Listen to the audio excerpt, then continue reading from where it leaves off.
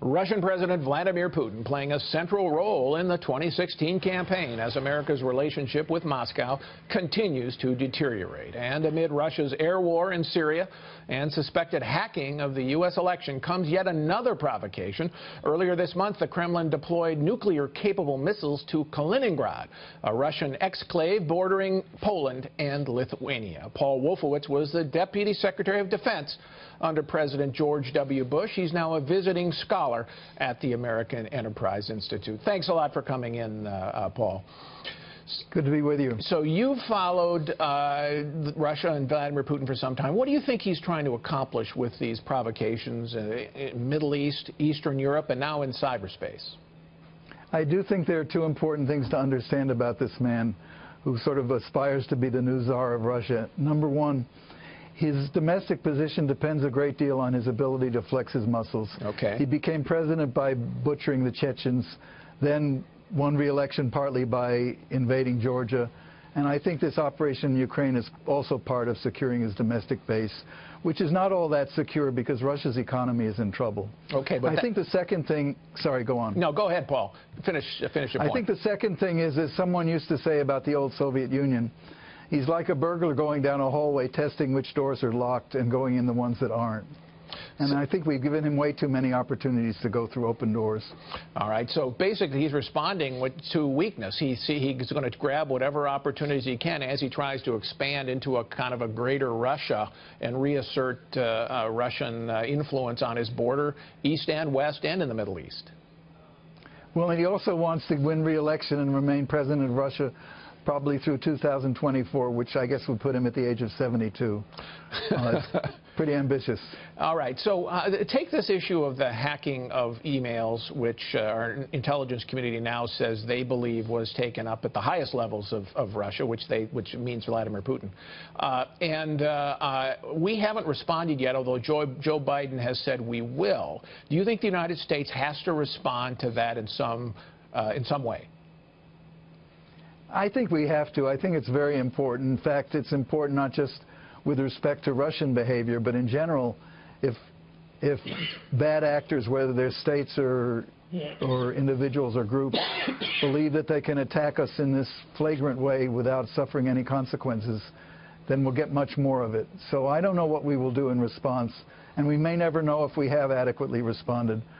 But the people who are doing it need to know that they paid a price, a serious price. But to your point there, the people who did it need to know if they're paying a price. But if we're trying to send a message around the world to others, don't do this, then the world really does need to know that we've responded in some important way, no?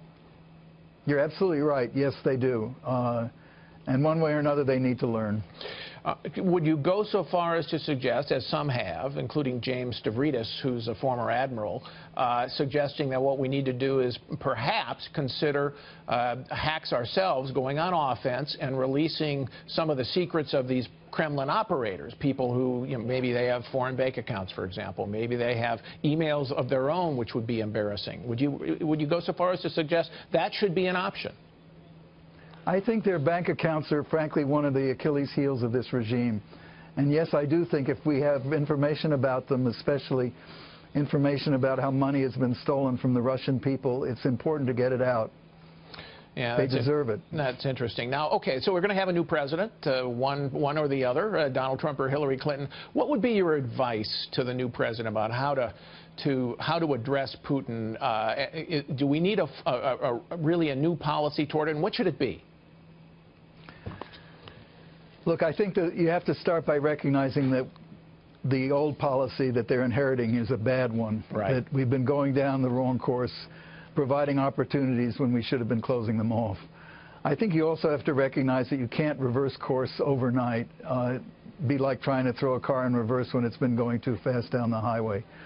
You need to pick your targets well. You need to act in a way at the beginning that convinces other people that have to be with you that, in fact, you're serious.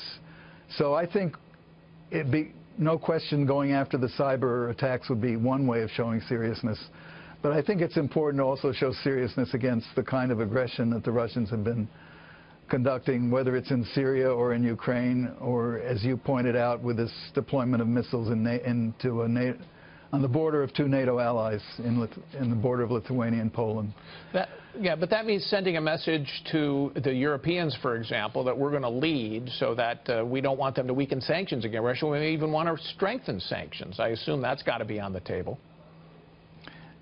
Yeah, I'm not yet persuaded that the sanctions make a very big difference. Okay. But if there are sanctions that can be really painful, especially for the plutocrats that run the regime, that would be a good thing.